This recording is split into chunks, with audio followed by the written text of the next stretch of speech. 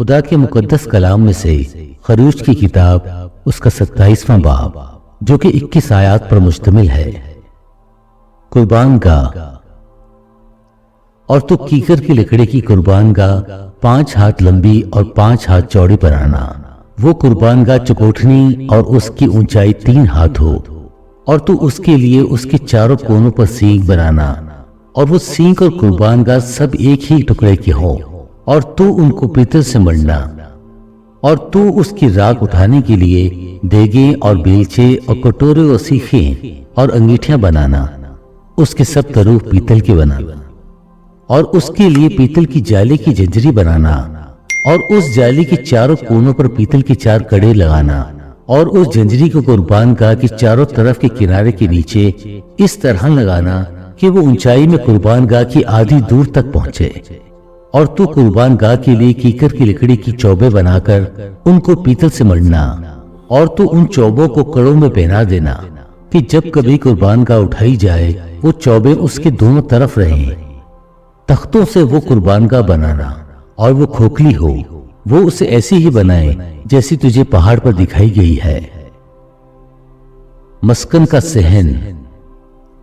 پھر تو مسکن کے لیے صحن بنانا، اس صحن کی جنوبی سمت کے لیے باریک بٹے ہوئے کتان کے پردے ہوں جو ملا کر 100 ہاتھ لمبے ہوں، یہ سب ایک ہی سمت میں ہوں، اور ان کے لیے 20 ستون بنائیں، اور ستونوں کے لیے پیتل کے 20 ہی خانے بنے، اور ان ستونوں کی کنڈے اور پٹیاں چاندی کی ہوں۔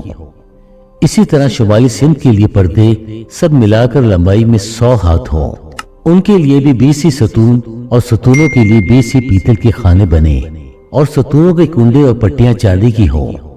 اور صحن کی مغربی سمت کی چوڑائی میں 50 ہاتھ کے پردے ہوں، ان کے لیے 10 ستون، اور ستونوں کے لیے 10 ہی خانے بنے۔ اور مشرقی سمت میں صحن ہو، اور صحن کے دروازہ کے ایک پہلو کے لیے 15 ہاتھ کے پردے ہوں، جن کے لیے 3 ستون، اور ستونوں کے لیے 3 ہی خانے بنے۔ اور دوسرے پہلو کے لیے بھی 15 ہاتھ کے پردے اور 3 ستون اور 3 ہی خانے بنے۔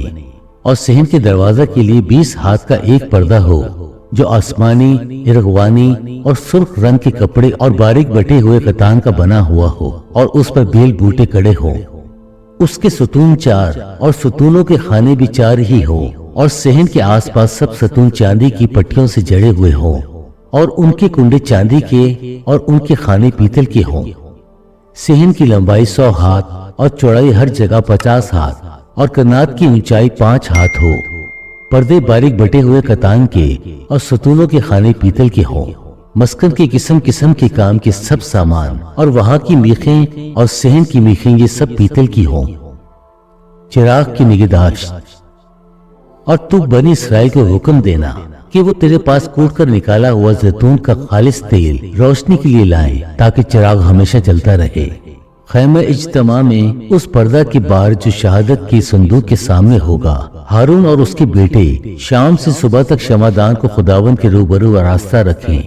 یہ دستور العمل بنی اسرائیل کے لیے نسل در نسل سدا قائم رہے گا۔ خدا کے پاک کلام پڑھے اور سنے جانے پر خداوند کی برکت ہو، آمین۔